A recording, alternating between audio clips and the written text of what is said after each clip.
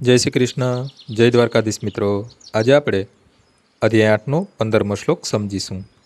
મિત્રો, શ્લોક સમજીએ તે પહેલાં આ શ્લોક બીજા લોકોની સાથે શેર પણ કરજો, જેથી કરીને આપણી સાથે બીજા બધા પણ સાંભળી શકે. મામુપેત્ય પુનર્જન્મ દુઃખાલય મશાશ્વતમ નાપ્નુવંતી મહાત્માનઃ સંસિદ્ધિમ પરમાગતા. મને પ્રાપ્ત કર્યા પછી મહાત્માજનો કે જેઓ ભક્તિયોગી છે તેઓ દુઃખમય એવા આ ક્ષણભંગુર જગતમાં કદાપી પાછા આવતા નથી, કારણ કે તેમણે પરમ સિદ્ધિ પ્રાપ્ત કરી છે. આ નશ્વર જગત જન્મ, જરા, વ્યાધિ તથા મૃત્યુના કલેશોથી ભરેલું છે. તેથી જેણે પરમ સિદ્ધિ પ્રાપ્ત કરી છે અને સર્વોપરી લોક એવા કૃષ્ણલોક, ગોલોક, વૃંદાવનને પ્રાપ્ત થાય છે, તે સ્વાભાવિક રીતે જ ત્યાંથી ક્યારેય પાછા આવવાની ઈચ્છા કરતો નથી. આ સર્વોપરી લોકોને વેદોમાં અવ્યક્ત, અક્ષર તથા પરમાગતિ કહ્યો છે.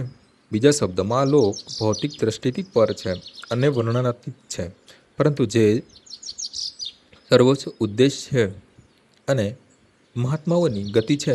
મહાત્માઓ સાક્ષાત્કાર પામેલા ભક્તો પાસેથી દૈવીય સંદેશ પ્રાપ્ત કરે છે અને એ રીતે તેઓ ક્રમે ક્રમે કૃષ્ણ ભાવનામૃતમાં ભક્તિ સાધીને દિવ્ય સેવામાં એવા તો નિમગ્ન થઈ જાય છે કે તેઓ કોઈ ભૌતિક લોકમાં કે કોઈ આધ્યાત્મિક લોકમાં પણ જવાની ઈચ્છા રાખતા નથી.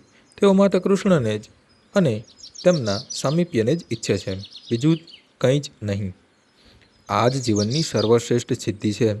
આ શ્લોકમાં ભગવાન કૃષ્ણના સગુણવાદી ભક્તોનો વિશિષ્ટ ઉલ્લેખ થયો છે. કૃષ્ણ ભાવનામય આ ભક્તો જીવનની પરમ સિદ્ધિ પામે છે.